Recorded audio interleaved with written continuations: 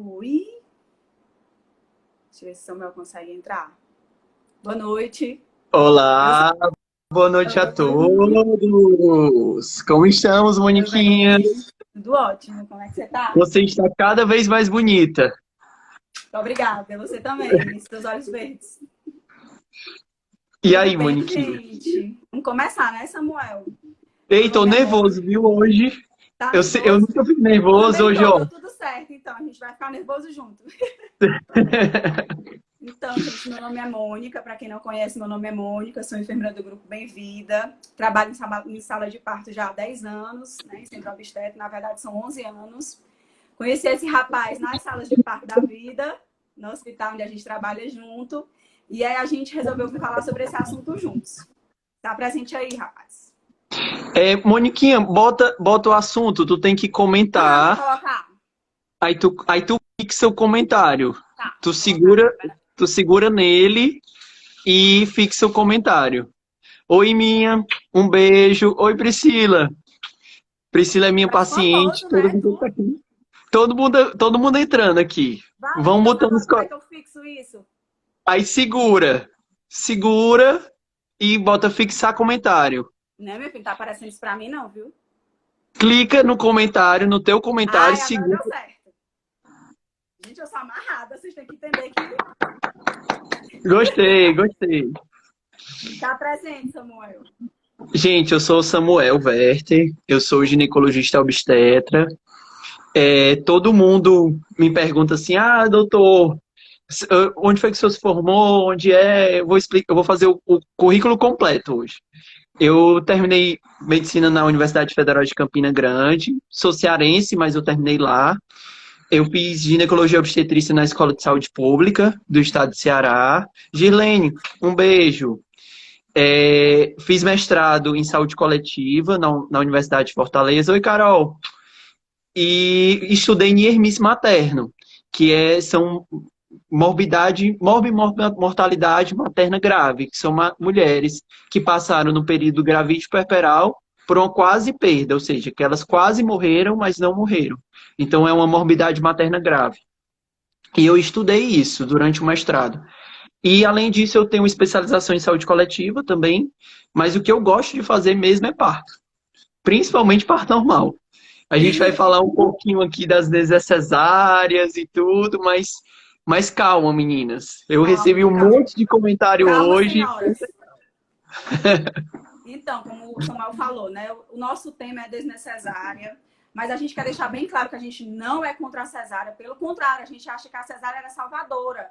Ela tem um papel muito importante, né? Foi ela que ajudou a diminuir a mortalidade materna e fetal. Então, assim, a gente acha importante a cesárea, mas que ela não seja banalizada e nem seja indicação por nada, né? Também a gente defende aquelas mulheres, na verdade não defende, a gente acolhe, né? E aceita o desejo daquelas mulheres que têm vontade de ter parto cesariana eletiva. A gente também não tem problema com isso.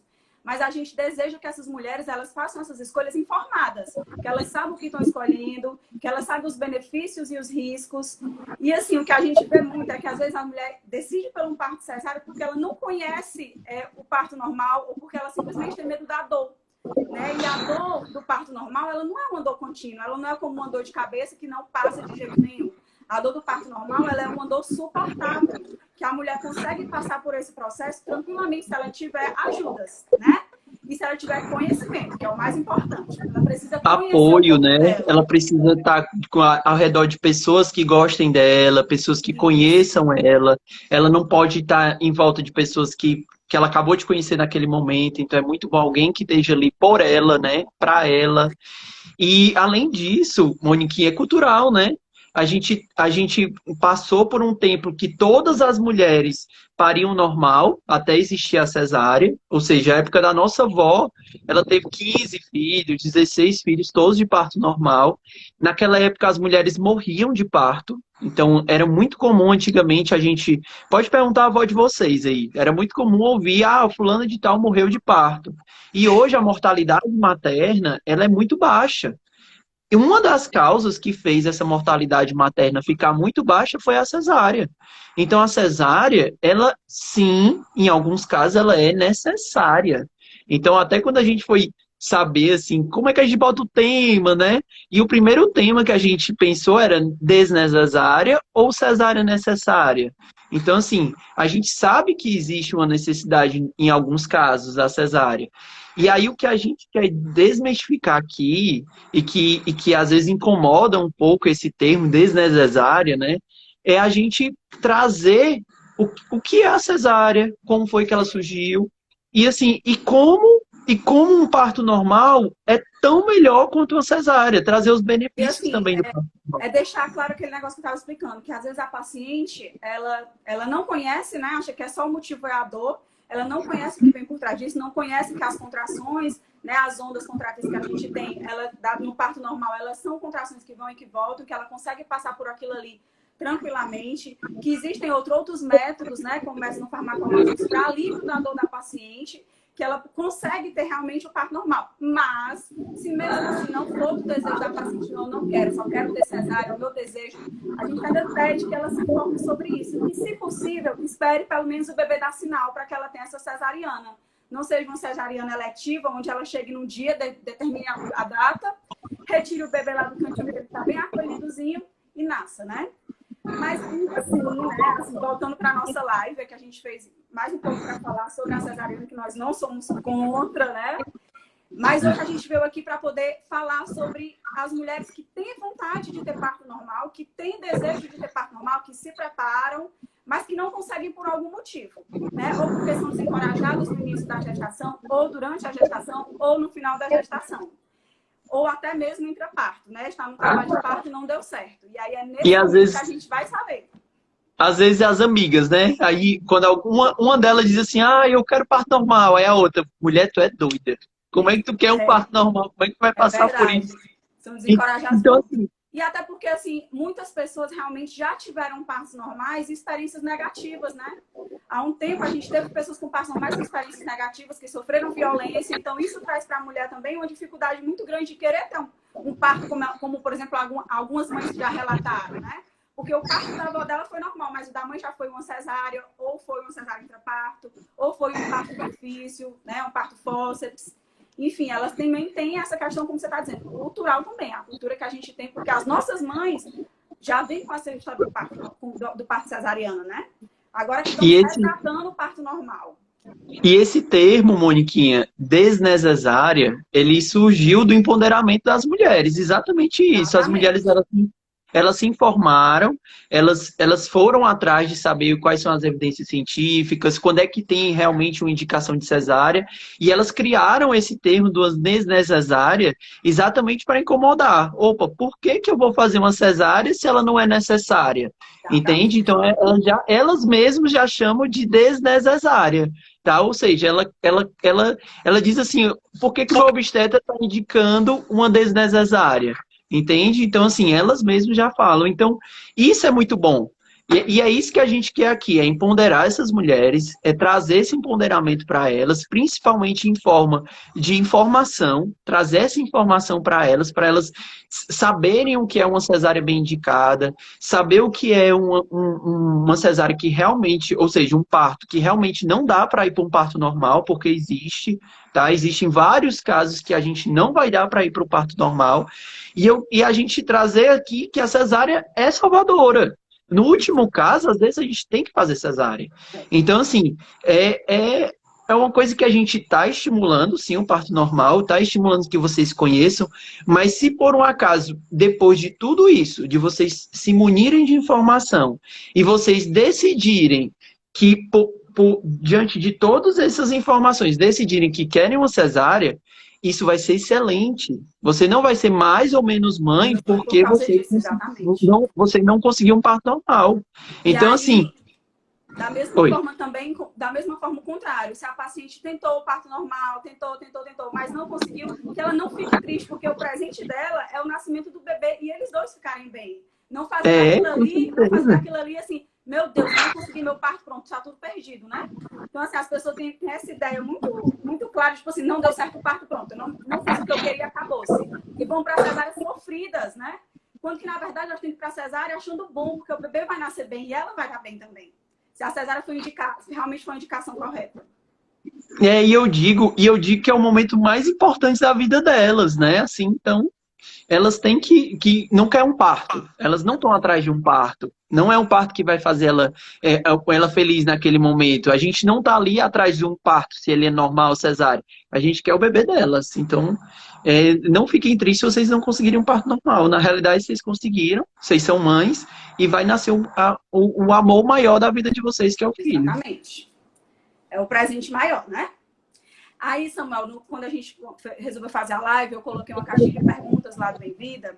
E, assim, a primeira pergunta que veio é aquela pergunta bem clássica, assim, né? Que para as mulheres que estão começando a entender do parto normal, a primeira pergunta que veio foi... Eu estava tentando colocar aqui, mas não consegui, então eu vou ler. O meu bebê está laçado, eu posso ter parto normal? Perfeito. Hoje, Mônica, inclusive hoje mesmo, estava no Gonzaguinha de Messejana e nasceu um bebê, uma mulher com a cesárea anterior. Ela já tinha tido uma cesárea há 6 anos atrás, com a cesárea anterior, e ela tinha 2 circulares de cordão. E 2 circulares de cordão, só uma não é indicação de cesárea. Imagina 2. E eu já fiz um parto com 5 circulares de cordão. Parecia aquelas Com aqueles indianas. índios, né? É. E o bebê nasceu super bem. A gente tem que lembrar que a circular de cordão, ela não sufoca o bebê, porque todo mundo acha assim, vixe, vai sufocar o bebê, ele não vai conseguir respirar. Lembrar que ele não respira assim, pelo nariz, né, pelas vias aéreas, não está sufocando ele. Se o cordão ele tá enlaçado e consegue continuar passando oxigênio, consegue continuar passando o fluxo sanguíneo do bebê, ele pode ter a circular de cordão, pode estar no pescoço, mas pode nascer tranquilamente. E teve um ápiga bom. O que é o ápiga? É o índice de como é que o bebê nasce, o tônus, a cor. E aí, se ele teve uma nota excelente. Então, assim, circular de cordão é uma cesárea desnecessária. Não, E não assim, tem é discussão. importante falar que esse cordão, né, ele é gelatinoso, então assim, ele não traz risco para o bebê. Às vezes as pessoas têm ideia de que o cordão é um cordão forte, meu Deus, vai acontecer alguma coisa, né? E não é, ele é um cordão gelatinoso realmente que lá passa artéria e veias, mas que não tem risco se o bebê ficar apertadinho, né? Deixa eu ver qual outra pergunta que tinha mais. Se a minha bolsa romper e já tiver mecônio, é para eu ir para cesárea? Eita, agora você me pegou, viu, Moniquinha? Primeiro vamos explicar o que é o mecônio, né? E primeiro O vamos explicar que mecônio. nível do mecônio vai estar, né? É. Se a gente vai para cesárea. O que é o mecônio? O mecônio, ele é quando o bebê ele faz cocô dentro da barriga. Vamos falar assim para todo mundo entender.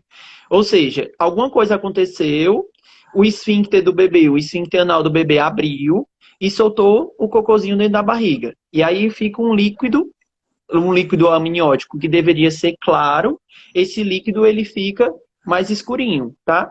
Esse líquido mais escurinho, ele se chama líquido meconial. Ele é um sinal indireto de um sofrimento fetal. Só que o melhor sinal para a gente avaliar se esse bebê ele está ou não em sofrimento fetal é o coraçãozinho do bebê. A gente tem a cardiotocografia, a gente tem ultrassom, a gente tem algumas outras coisas que a gente avalia a vitalidade do bebê, certo? E se essa vitalidade do bebê está preservada pelos batimentos cardíacos, a gente não tem indicação de fazer uma cesárea naquele momento, tá? A gente vai avaliar essa vitalidade. Alguns colegas, eles contraindicam a indução do parto. O que é a indução? É colocar os comprimidinhos na vagina para a mulher sentir a dor se tem um líquido meconial, tá? Por quê? Porque o bebê vai passar por todo o processo de indução, o trabalho de parto e depois que vai nascer, tá? Então, às vezes é muito tempo e no meio desse caminho ele pode piorar porque ele já fez o cocô dentro da barriga. Mas se já está em trabalho de parto, a bolsa rompeu durante o trabalho de partos, 7, 8 centímetros, e é um líquido meconial, mas o coraçãozinho do bebê está bem, não tem nenhum problema, não tem indicação de cesárea. O que eu Então, sempre... quando é... Oi, pode Continue, falar. pode falar, fale você. Então, quando é indicação de cesárea, é quando a bolsa rompe tem mecônio, quando o coração está ruim. Então, líquido meconial com BCF normal não é uma indicação de cesárea, é uma desnecessária. Mas líquido meconial, que o coraçãozinho do bebê tá ruim, aí sim, a gente passa direto para o centro cirúrgico porque é um sofrimento fetal. O que eu sempre falo para minhas pacientes é o seguinte: rompeu a bolsa e está em casa, se o líquido for claro, pode tomar banho, arrumar as coisas tranquilamente, avisar para quem quiser avisar e vai para o hospital. Se o líquido for amarelado, arruma as coisas um pouquinho mais depressa. E se o líquido for mais escuro, tipo caldo de ervilha, arruma e vai bem rápido para o hospital. Porque não tem como a gente avaliar isso em casa. Vai precisar ser feito ultrassom, vai precisar ser feito uma castocografia para poder realmente avaliar a vitalidade do bebê. Então, assim, mesmo que não seja feita uma cesariana de urgência, é importante que a paciente procure a unidade hospitalar. Não fique esperando em casa por muito tempo, se ela estiver com bolsa rota. Só para deixar claro para os pacientes que ficam esperando até entrar em trabalho de parto. Isso eu estou falando para os pacientes que romperam a bolsa, mas não entraram em trabalho de parto, tá? Tem umas pacientes, Moniquinha, que elas querem o parto sem o mínimo de intervenção possível. E a gente também quer isso. E elas perguntam assim, saindo um pouquinho aqui, elas perguntam assim, doutor, quanto tempo eu posso esperar depois que a minha bolsa rompeu para eu ir para cesárea, eu ir para indução? A gente tem uma média de 18 a 24 horas.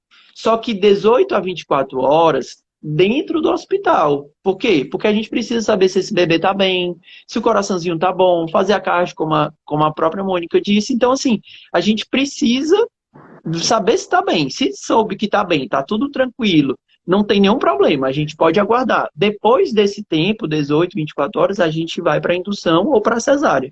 Mas bolsa rota por si só, sem líquido meconial, líquido claro, uma desnecessária, tá? Não tem indicação. Tem outra perguntinha aqui. O meu bebê tem problema cardíaco. É indicação de cesárea? Pronto. Lembrar, Mônica, que depende da alteração cardíaca do bebê, tá? Geralmente não. Por que não? Porque a circulação sanguínea que o bebê está tendo dentro da barriga da mãe é uma. A circulação sanguínea que ele vai ter fora é outra. E isso independe da via de parto. Independe se é um parto normal ou uma cesárea. Tem algumas malformações cardíacas graves do bebê que a gente não indica parto normal pelo estresse que o bebê vai passar. E aí é melhor que seja uma cesárea programada, porque a gente já combina, inclusive, com a neonatologia. Com a equipe, às vezes precisa até de uma equipe de cirurgia cardíaca fetal. E aí a gente já programa e já deixa as duas equipes prontas. Então, às vezes, é uma cesárea necessária. Por quê? Pelo bem-estar do bebê. A gente sempre vai pesar aqui risco-benefício. Se eu tenho um benefício muito maior de fazer uma cesárea numa malformação cardíaca, sim, a gente vai para cesárea.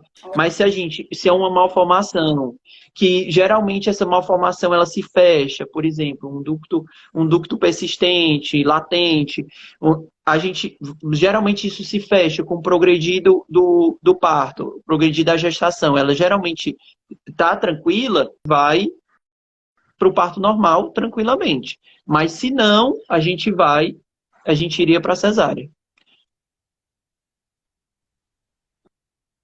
Tu tá me ouvindo?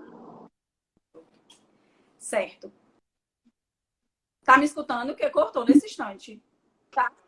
Deu uma travada. Tô ouvindo a tua voz, mas deu uma travada um pouquinho na tua imagem. Pronto, meu deu uma travada. Tu tá me ouvindo?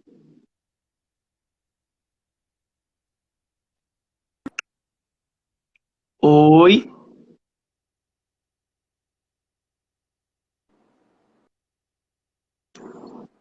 Deixa eu ver aqui. Eu não tô ouvindo, gente, a Mônica.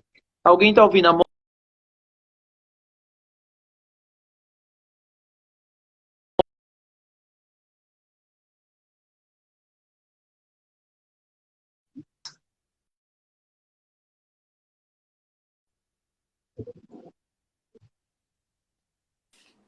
Pronto, também tô te ouvindo. Tá? Agora eu tô ouvindo. Alguém tá escutando? Oi, eu tô te ouvindo, Moniquinha. Agora deu certo de novo, né? Pronto. Deixa eu te dizer, tem outro aqui. Tem um diabetes na gestação. É obrigado eu ter uma cesárea? Tá todo mundo dizendo aqui que tá travado. Vamos esperar o pessoal voltar a dizer que tá bem? Destravou o meu, alguém tá me escutando? Voltou? A Juliana botou que voltou. Eu tô te ouvindo. Opa, voltou. Agora voltou ao normal.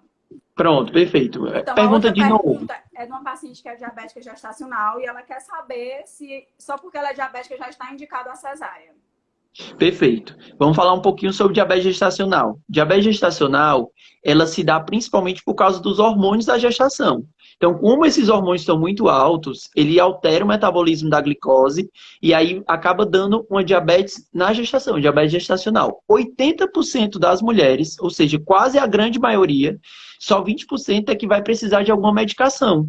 É 80% só dieta e atividade física é o tratamento para elas. Então, assim, se eu tenho 80% vai melhorar só com dieta e atividade física, por que eu iria para uma cesárea? Então, diabetes gestacional é uma cesárea desnecessária, tá? Agora, se ela usa a medicação, se a diabetes está descompensada, se ela precisa usar insulina em doses altas, na mesma coisa, se o risco é maior do que o benefício, ela está descompensada, talvez sim a gente precise ir para a cesárea. Mas se ela é só uma DMG, ou seja, ela é só uma diabetes gestacional, que não precisa usar nenhuma medicação, que não precisa fazer nada a mais, e a curva glicêmica dela está toda compensada, pode ir para o parto normal. Aí deixa eu te perguntar uma coisa. Se essa paciente, por algum acaso, não entrar em trabalho de parto, ela sendo DMG, tendo macrosomia fetal, não entrar em trabalho de parto, eu posso induzir esse parto antes dela chegar a ter uma gestação prolongada? Antes desse bebê ficar macrossômico? Como é que a gente faz? Pronto. Moniquinha, assim, algumas referências mandam resolver a gestação de uma paciente com DMG com 39, 40 semanas, certo? Depende da referência. Mas ela não vai até 41, como é as gestações normais, como é as gestações de risco habitual, tá? E aí, quando ela tem DMG, ela geralmente pode, se ela está descompensada, pode ter um bebê macrossômico, ou seja, um bebê grande demais, ou um polidrame, ou seja, muito líquido. Qual é o problema? Se for um bebê macrossômico, acima de 4 quilos, algumas referências 4,5 kg, aí geralmente não passa no canal de parto. Apesar de a gente mesmo, nós dois, já ter feito parto de bebê de 4,5 kg, Mas aí 4,998 kg. entrou em trabalho de parto natural, né? A gente não forçou esse Exatamente. trabalho de parto. Exatamente. Então, assim, existe uma contraindicação à indução a um bebê acima de 4 quilos e algumas referências 4,5 kg, tá? Eu, geralmente, 4,5 kg, eu converso muito com a mãe para a gente decidir junto. Já pensando que talvez não dê certo, mas eu deixo isso claro para ela. E ela decide junto comigo. Mas menos de 4 quilos, mesmo tendo DMG, dá para induzir tranquilamente. Então, a gente já sai do DMG, já vai para um capítulo chamado macrosomia. Então, bebê grande, grande mesmo, no ultrassom, acima de 4 quilos, 4,5 kg, a gente não induz. Mas se ela entrou em trabalho de parto, a gente deixa progredir para ver se o bebê se encaixa, se o bebê desce. E é como a gente já viu, vários bebês nascem tranquilamente, tá certo? Então, Aí a Rúbia perguntou aí, ó, e quando ela já é diabética, é indicada a cesárea? Rúbia, se você estiver extremamente controlada, se você fizer sua insulina adequadamente, a metformina adequadamente, tiver a curva glicêmica toda bonitinha, você é uma gestação comum, de risco habitual. Dá para ir para o parto normal. Deixa eu ver qual outra pergunta que eu tenho aqui. Eu vou aproveitar aqui umas perguntas, Pronto, Moniquinha. faz, Ela diz assim, ó. Tu já respondeu? Qual a taxa de efetividade da indução? Só pode induzir após 41 semanas, se é uma gestação de risco habitual? Sim, Silveira. A Liana, ela diz que só após 41 semanas, tá certo? Se for um risco habitual, não se induz antes disso, porque não tem evidência científica para se induzir antes. A gente pode aguardar o trabalho de parto normal. E a efetividade, ela varia muito com cada serviço, qual é a técnica que está sendo usada, porque nem sempre é usado só o comprimido. A gente não diz droga aqui, tá, Moniquinha? A gente nem sempre usa só o comprimido. A gente pode usar o Krause, que é um método mecânico. A gente pode usar algumas outras técnicas. E às vezes essas duas técnicas combinadas. Então tudo isso aumenta ou diminui a efetividade. A minha irmã tá assistindo a live, Moniquinha. Cris, um beijo. Aí ela perguntou se trombofilia é uma indicação de cirurgia cesariana. Se usar o Clexane direitinho, que eu puxei a orelha dela, tinha que usar direto. Inclusive, lembro bem no aniversário da primeira filha dela, da Júlia, a gente, no meio do aniversário, aplicando Clexane, assim, tipo, e ela grávida e tudo. Então, assim, se eu fizer direitinho, o parto normal é até muito melhor do que uma cesárea. Por quê? Porque diminui o risco de um evento tromboembólico, tá? Diminui o risco de a gente ter alguma alteração cardiovascular ou tromboembólica do que mesmo uma cesárea. Às vezes, a gente tem que resolver um pouquinho antes, por conta do risco da trombofilia, mas daria para ir parto normal tranquilamente, certo? Só respondendo aqui a pergunta da Ruth. Ruth, tem alguns hospitais aqui em Fortaleza que não estão aceitando acompanhantes, mas tem outros que ainda aceitam acompanhantes, tá? Devido a essa questão da pandemia, eles estão realmente dificultando um pouco mais a entrada do acompanhante, tá? Outra coisa. A Gilene colocou assim, ó. Chegou a medrosa do parto natural e que sonha com a cesárea humanizada no SUS. Gilene, ó, uma coisa que eu falei para a Mônica aqui é que a gente acolhe todas as mulheres que desejam a cesárea tranquilamente. Não sei se você pegou o começo da live, mas a gente acolhe, tá? Se for um parto adequado para você ser uma cesárea, excelente. Mas o que a gente quer aqui hoje é lhe dar informações e que você possa decidir melhor. Lógico que existe a dor, mas a gente precisa ressignificar essa dor. A gente tentar ao máximo estar envolto de pessoas. O ambiente é muito importante. Ou seja, a gente tem uma equipe, né, Moniquinha, junto nesse momento tão importante da sua vida.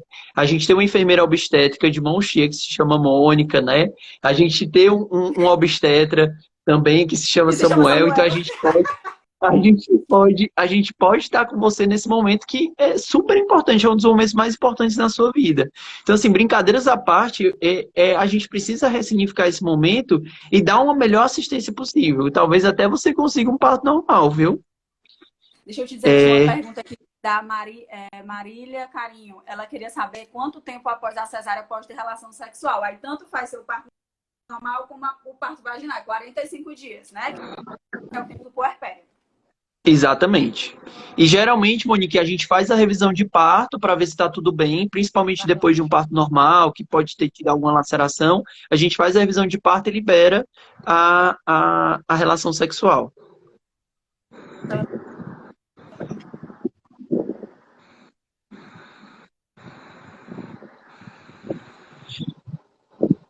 Aí, Samuel, eu queria te perguntar outras em relação à cesariana.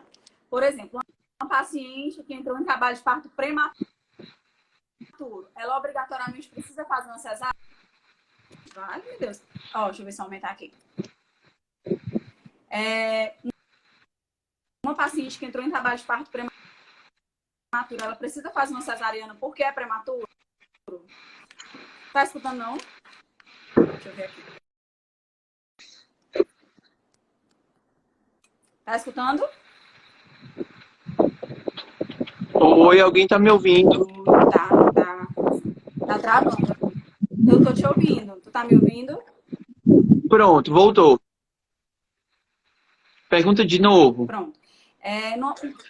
Uma paciente em trabalho de parto prematuro, ela obrigatoriamente precisa ir para cesárea? Então, em trabalho de parto, o bebê é prematuro, ela tem que ir para cesárea?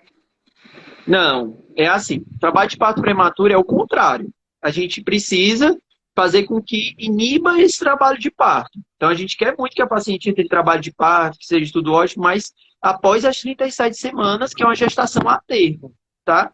Então, antes disso, a gente faz o contrário. A gente inibe esse trabalho de parto. Então, vamos supor que um paciente chegue com 35 semanas, ela entrou em trabalho de parto prematuro, a gente conseguiu inibir, ou seja, conseguiu deixar o bebê mais um tempinho lá, e quando foi com 37, ela ficou internada, precisa ser uma cesárea? De jeito nenhum. Ela pode entrar, inclusive ela recebe alta, porque já saiu do perigo, né? O bebê já está a termo, ela recebe alta, e quando ela entrar em trabalho de parto, pode ir para o parto normal, tranquilamente.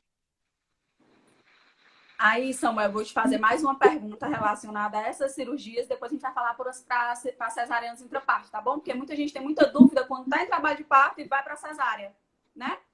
Então, assim, a mais clássica de agora. Porque estamos na pandemia.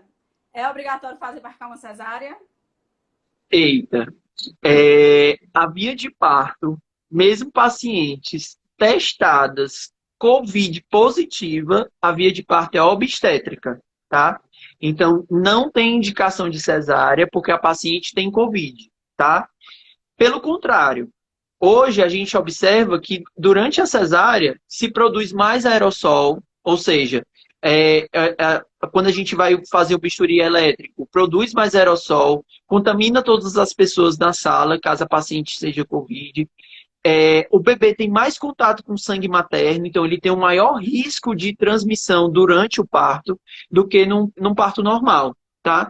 Então, assim, a indicação ela continua sendo obstétrica. Ou seja, se ela desenvolver uma pressão alta, se ela desenvolver um diabetes descompensada, se o bebê tiver numa posição que não dê para nascer, alguma indicação de cesárea a gente faz pela condição obstétrica e não por conta do Covid. Tem uma pergunta aí da Morgana querendo saber se gravidez gemelar e se ela pode ter um parto normal. Morgana, excelente pergunta. Excelente. A gente precisa primeiro saber qual é a corionicidade dessa gravidez gemelar. O que é isso? Existe aquelas... Eu vou tentar resumir mais ou menos, tá? Existe aquelas gestações que tem 2 placentas e 2 casinhas do bebê. É uma gestação dicoriônica diamniótica. Existe aquela que é só uma placenta, mais 2 casinhas. É uma gestação monocoriônica diamniótica. E existe aquela gestação que é uma placenta e a mesma casinha. Essa que é a mesma placenta e a mesma casinha, eu costumo dizer que a placenta é uma caixa d'água. Se eu tenho a mesma caixa d'água para 2 casas, pode ser que a água falte. Concorda? Então a gente não vai deixar a paciente entrar em parto normal e às vezes a gente precisa, inclusive, tirar os bebês antes do tempo. Antes das 37 semanas, quando é monocoriônica monoamniótica, tá? Se é um dicoriônico diamniótico, ou seja, 2 casas, 2 caixas d'água, 2 placentas, tudo direitinho para cada um dos bebês, e o primeiro bebê seja cefálico, dá para ir para o parto normal, tá certo? Então, existe a gestação gemelar, o tipo de gestação gemelar, que pode ir para o parto normal. As outras 2 não podem, cesárea. Marília, vai ter uma live aqui da gente, certo? Com a doutora Bruna, que ela vai falar sobre anticoncepção após o parto. Aí tu vai poder saber dessa questão da medicação que você está atrás de saber, tá?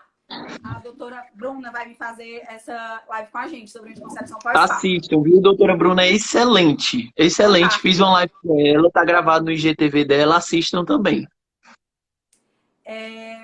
Deixa eu ver o que mais que eu tenho aqui, né? Nas minhas perguntinhas. Pronto. Aí, assim, a gente falou das principais cirurgias desnecessárias, né? Que a gente pensa, por exemplo, a paciente acabou de conhecer o médico dela, foi lá na consulta de pré-natal, aí ele olha para ela e diz assim, mas a sua mãe teve parto cesárea porque a família de vocês é toda pequenininha, sua bacia é estreita, você não vai conseguir. Tem como a gente saber isso? Assim, pois é. Tô olhando para a bacia da paciente, sem ter um estudo. Tem 2 coisas que eu vou pontuar nessa sua fala, Mônica. A primeira é que cesárea não é uma descendência genética, né? Porque a minha Como mãe também teve... o parto normal não, né? Porque muita gente diz assim, minha mãe pariu bem, então eu também vou parir. Né? Então, assim, cada um tem a sua estrutura, né? Cada pessoa vai ter o seu momento. Não, e se fosse assim, todo mundo ia continuar parindo normal, porque antigamente só tinha normal, as nossas vozes era tudo normal, então as nossas mães deveriam ter sido normal, a gente normal, então ia ser tudo normal. Então, não tem isso. E só de olhar, a às Isabelle vezes... falou aqui, medicina baseada em evidências. Evidências oculares, né? Aí, assim, às vezes a gente olha para uma barriga e diz assim, eita, que barriga grande. Ou então, eita, que barriga pequena. Eita, que não sei o quê. Na realidade, gente, não existe não ter passagem. Não existe barriga grande, pelve pequena. Na realidade, o que a gente vê é o tamanho do bebê. Então, a gente vai medir o fundo uterino. Ou seja, a gente faz uma medida da sínfise púbica até o fundo uterino. E a gente pode, por uma regra chamada regra de Johnson, avaliar e estimar esse peso do bebê, tá? E fazer ultrassom. A gente tem ultrassom hoje muito fácil. Então, fazendo ultrassom, a gente consegue avaliar esse peso. E aí, se for um bebê acima de 4 quilos, que é um bebê macrossômico, aí a gente já pensa em fazer uma cesariana. Acima de 4,5 kg, aí já é macrossomia mesmo, a gente vai para cesariana. Entre 4 quilos e 4,5 kg a gente fica na dúvida, menos de 4 quilos dá para ir para o parto normal, tá? Em relação à pelve, né? Que todo mundo pergunta assim, doutor, eu tenho passagem, meu médico disse que não tem passagem, e a gente, assim, não tem como dizer só com o toque que ela tem passagem ou não, tá? Então, assim, a passagem, ter passagem, depende do tamanho do seu bebê, depende de como ele vai se encaixar na hora do parto, depende de quanto ele preparou a sua pelve para aquele momento, então ele vai preparar a sua pelve para aquele momento. Essas dorzinhas que vocês sentem no final da gestação é uma dorzinha que é normal, que é o bebê abrindo a sua pelve para no dia do parto, ou seja, no dia do trabalho de parto, você conseguir deixar ele passar. Então, assim, não existe não ter passagem e não existe barriga grande demais, barriga pequena demais, pelve grande demais, pelve pequena demais. O que a gente vai saber se tem passagem ou não é durante o trabalho de parto. E se o bebê é grande, vai ver o fundo de útero, vai medir aquele fundo e vai ver o bebê na ultrassom, o tamanho, o peso dele na ultrassom. E assim, só para complementar, que isso era até um tópico que eu ia falar mais na frente, mas já que a gente está falando sobre isso, sobre essa questão de não ter passagem, né? Por muitas vezes a paciente está em trabalho de parto, ela já está em trabalho de parto avançado, sei lá, com 8, 9 centímetros, e tem um momento que o bebê empanca, né? E esse momento que o bebê empanca é que a gente diz que talvez a mulher não teve passagem. Então, a desproporção cefalopélvica, né? Que é quando o bebê ele não consegue mais completar, não entra no canal vaginal, e aí a paciente precisa ir com uma cesariana por indicação. Fala um pouquinho pra gente disso aí, Samuel. Pronto. Às vezes, a gente tem a forma que o bebê fica dentro da pelve, a gente tem alguns pontos específicos, tanto da pelve da mãe quanto do bebê, que precisa se encaixar, né? Ele precisa rodar, e na hora que ele roda, ele precisa se encaixar em duas espinhas isquiáticas que tem da pelve materna, e ele vai, só depois daí, conseguir descer para o canal de parto. Então, às vezes, quando ele se encaixa de maneira errada, vamos supor que ele se encaixe com a cabecinha um pouquinho de lado. E ele tenta passar nessas espinhas quiásticas, esse diâmetro aqui, ó, ele é muito maior do que esse aqui. Então, às vezes, ele não se encaixa de maneira adequada. A gente chama de um assinclitismo. Às vezes, o bebê não conseguiu rodar. Então, esse diâmetrozinho aqui, ó, é diferente desse aqui, que é muito maior. Então, ele não conseguiu passar e se encaixar na pelve. A Cecília está até aí, a fisioterapeuta de vocês, e às vezes a gente faz algumas atividades físicas, alguns movimentos durante o trabalho de parto, para a gente conseguir fazer esse bebê se encaixar e descer e rodar, e faz parte do mecanismo de parto. Não tem como, tá? Não tem como saber essa dinâmica, exatamente o que ela está dizendo, né? Aí é por isso que as pessoas dizem assim, eu passei não sei quanto tempo sofrendo e eu não tive passagem, né? Então, assim, existem os dois tipos. Aquele que já olha e diz que não tem passagem mesmo, então não conversa com essa paciente, ela vai direto para a cesárea. Ou aquele que realmente, ela entra em trabalho de parto, tem um trabalho de parto elaborado, bem direitinho, bonitinho, mas que chega um determinado momento que o bebê não consegue mais entrar no canal vaginal. Na verdade, ele não entra de jeito nenhum no canal vaginal. Não é isso? E aí, Mônica, o que a gente pode falar desse assim, eu passei esse tempo sofrendo.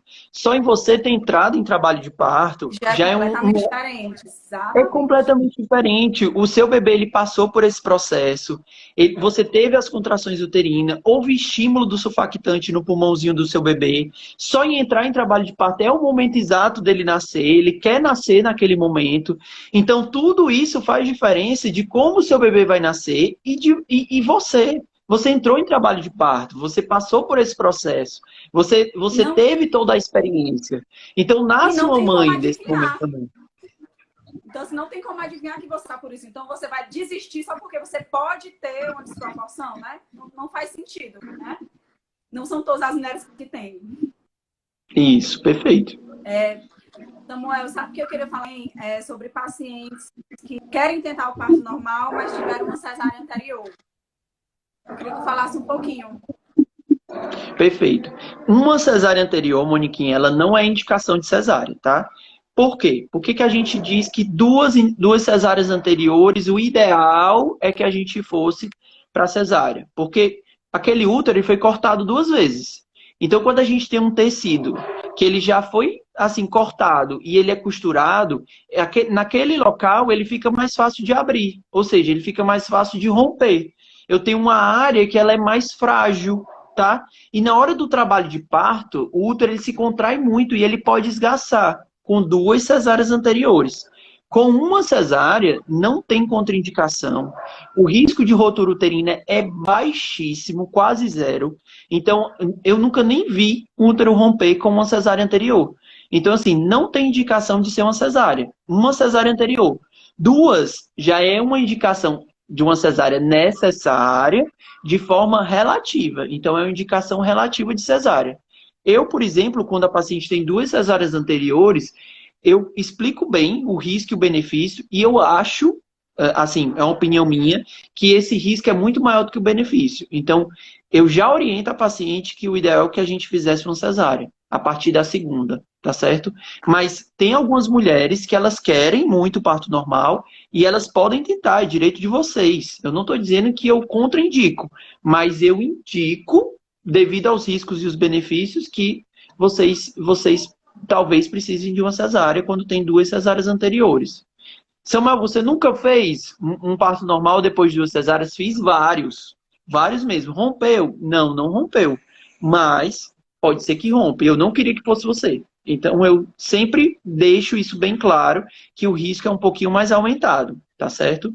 Mas dá sim para ir para o parto normal. A Girlene Costa tá falando que ela tá com 7 meses de hiperêmese gravídica. E ela tá o tempo todo deitada. E ela queria saber se tem como ela conseguir ter o parto normal.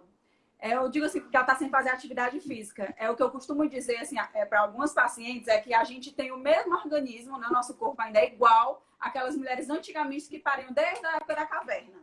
Que o que difere da gente para elas são as nossas atividades. Que hoje nós estamos sempre próximos ao computador, sentada, diferente daquelas mulheres antigas que elas tinham mais atividades físicas diárias, né? E eu não estou falando só de atividade física de ir para academia mesmo, não. Atividades diárias, de se baixar, de se levantar, de arrumar a casa, né? Coisa que hoje em dia a maioria das mulheres, né? Tem um trabalho fora, o trabalho delas não proporcionam esse tipo de atividade. Então, muitas vezes elas estão mais sentadas, próximas ao computador.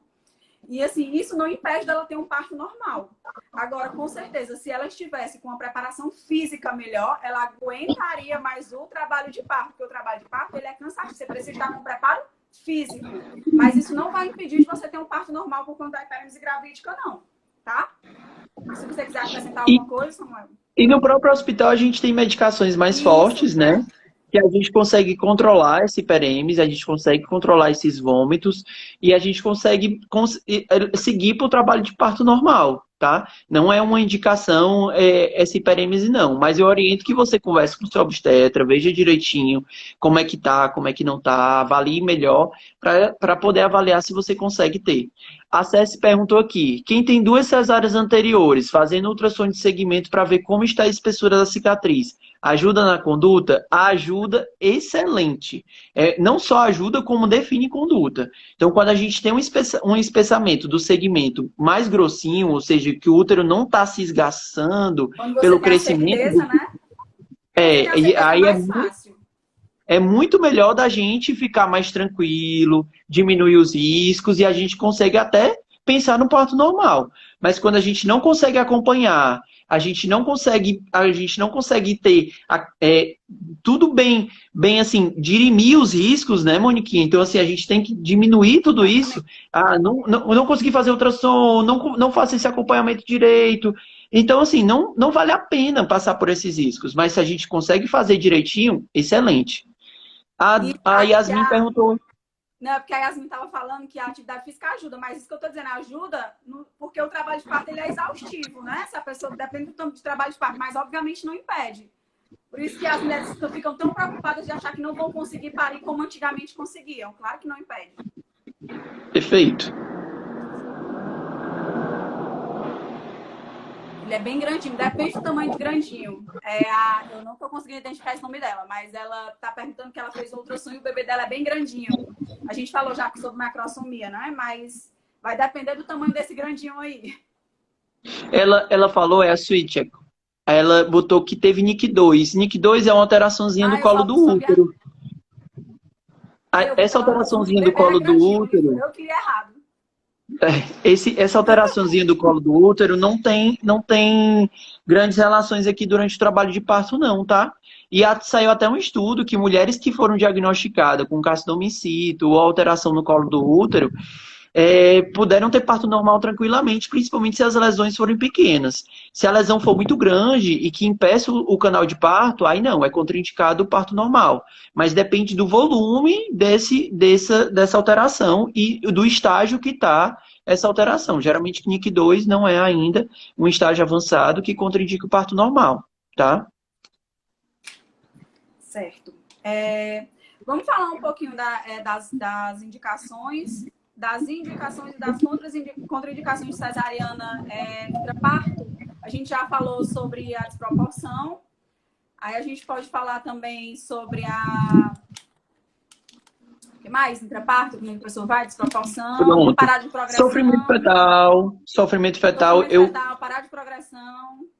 Eu gosto muito de falar de sofrimento fetal porque a gente precisa tirar esse bebê o quanto antes. É quando a barriga já não está mais legal lá dentro, tá? O bebê ou tá faltando oxigênio para ele, ou as contrações estão muito vigorosas, ou não tá legal. Então vai depender muito qual é o estágio do trabalho de parto que tá. Então, por exemplo, se o coraçãozinho do bebê não tá tão bom, com, por exemplo, 6 centímetros, eu não vou mais insistir nesse parto normal, ela vai para cesárea. E isso sem sombra de dúvidas. Se é um sofrimento fetal agudo mesmo, é evidenciado no caso de tocografia, é evidenciado no ausculta fetal intermitente. Então, assim, é evidenciado em aparelhos, né, que a gente utiliza como diagnóstico, que sejam bem fidedignos. E ela vai para cesárea. Mas, por exemplo, se eu tenho uma mulher com 10 centímetros, o bebê, eu já vendo o cabelinho do bebê, e o coraçãozinho não tá tão bom, eu posso passar um fósfis. Então, o fósfis, ele é muito mais rápido do que uma cesárea, ele não corta a mulher 7 camadas do corpo dela, a recuperação dela é muito melhor, e a gente faz, inclusive, com anestesia. Então, ela nem sente dor. Então, assim, o fósfis é salvador também. Eu preciso tirar aquele bebê naquele momento.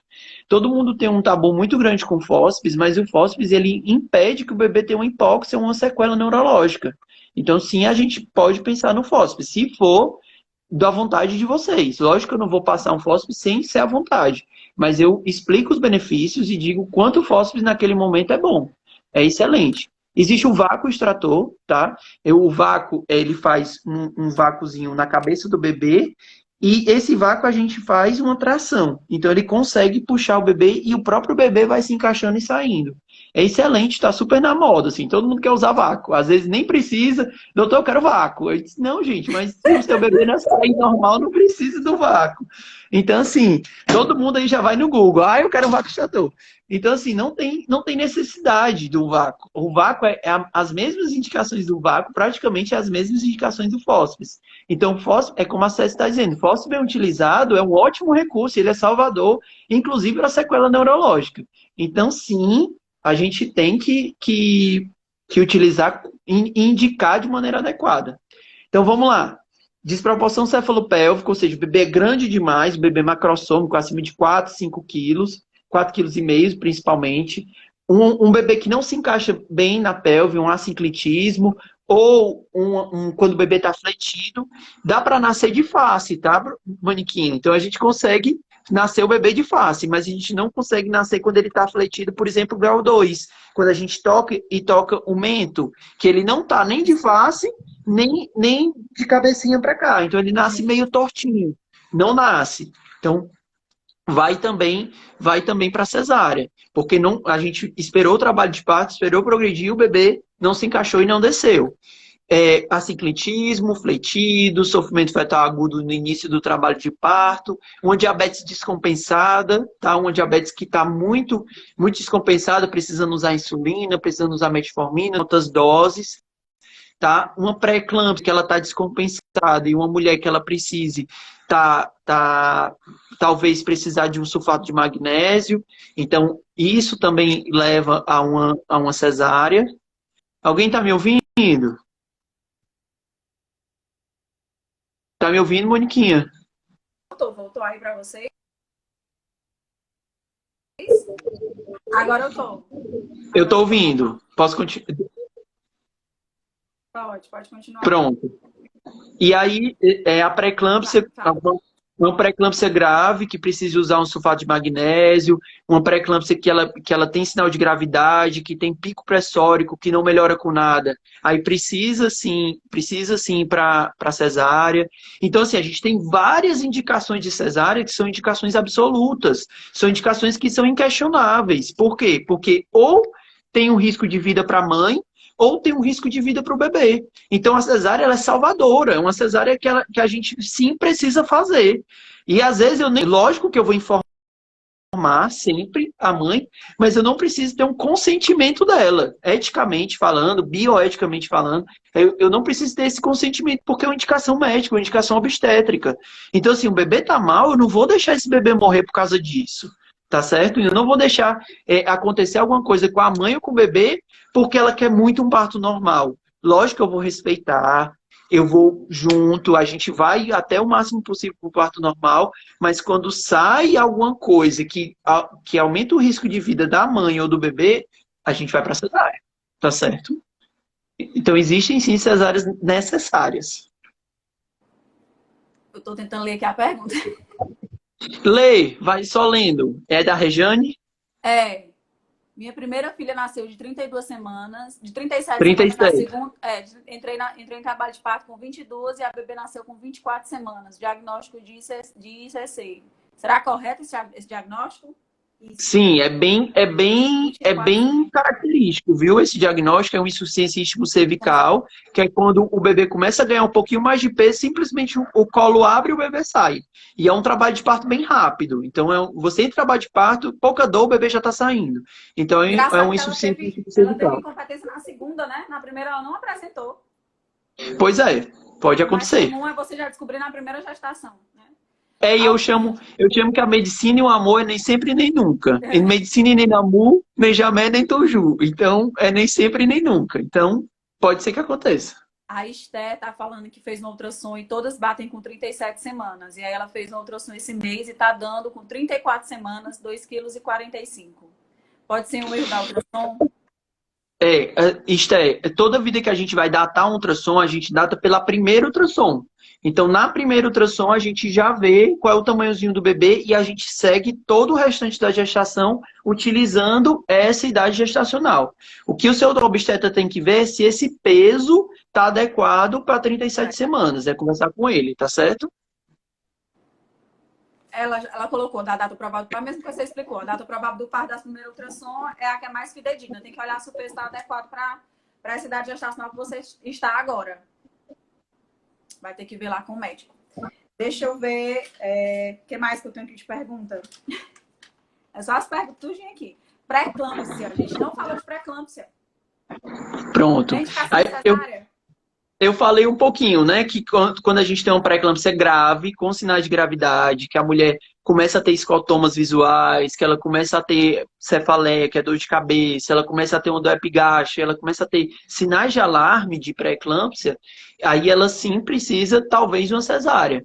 Depende muito da idade gestacional, se for um bebê a termo e a mãe precisa usar o sulfato de magnésio, geralmente ela vai para a cesárea porque ela está tendo pico pressórico, o risco é muito grave de a gente aguardar o trabalho de parto. Às vezes ela já tem alteração laboratorial. A gente faz exame de sangue para ver se está tendo alteração laboratorial, então talvez ela precise sim para cesárea. Mas uma pré-eclâmpsia, que é né? Uma sempre pré-eclâmpsia leve, que só tem leve, alteração pressórica.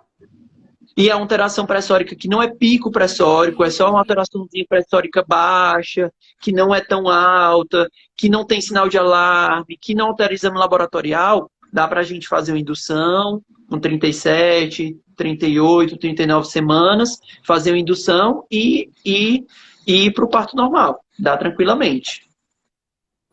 Pronto, acho que é isso. Tem mais alguma coisa que a gente não falou de indicações de cesárea? Na tua caixinha de pergunta, que tu lembra? Vamos falar sobre parto pélvico. Parto pélvico. Tinha esquecido desse. Que é a indicação absoluta, né? Pois é. Tá todo mundo uma moda, né? Todo mundo colocando os partos pélvicos. Olha que parto lindo, nasceu de bumbum, que coisa linda. Na realidade, Moniquinha, se a gente for para a literatura, é uma indicação relativa de cesárea, tá? Não é uma indicação absoluta. Absoluta, né? o problema de tudo isso é que o mais difícil de passar é a cabecinha do bebê. Então a gente viu que às vezes a cabecinha do bebê não se encaixa direito, ela fica de lado, ela não, ela mexe um pouquinho, vai para um lado, vai para o outro, ela não se encaixa na pelve. Então se a gente sair o corpo todinho do bebê e não conseguiu sair a cabeça, isso é um desastre. Isso é um desastre, porque a gente não consegue mais colocar o bebê, o restante do bebê para dentro para fazer uma cesárea. Então, assim, falando de risco e benefício, o risco é muito alto. Então, quando a gente tem esse risco muito alto, o ideal é a gente ir para um procedimento cirúrgico. Eu nem gosto de cesárea, eu gosto muito mais de parto normal, mas tem um limite. Então, um parto pélvico, eu geralmente não acompanho o trabalho de parto de um parto pélvico e eu indico a cirurgia cesariana.